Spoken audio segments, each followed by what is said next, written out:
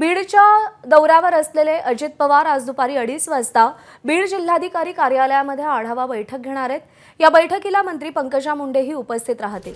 तसंच संध्याकाळीही एका सार्वजनिक कार्यक्रमात अजित पवार पंकजा मुंडे एका व्यासपीठावर असणार आहेत। एकीकडे धनंजय मुंडेंनी प्रकृती अस्वास्थ्यामुळे अजित पवारांच्या दौऱ्याला हजर राहणार नसल्याचं सांगितलंय, तर दुसरीकडे पंकजा मुंडे अजित पवारांसोबत एकाच व्यासपीठावर दिसतील।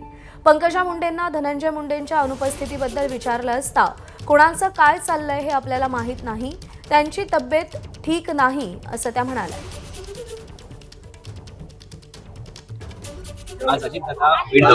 मी पण तिकडेच आहे, मला इथे उशीर झालाय। मला नाही माहिती, आता मी इथे आहे ना तुमच्या समोर। मी काय दुसऱ्यांचे काय चाललंय थोडंच मला माहिती, आता कोणाचं काय चाललंय मला काय माहिती। त्यांची तब्येत तर बरेच दिवस झाले बरी नाही। एबीपी माझा, उघडा डोळे बघा नीट।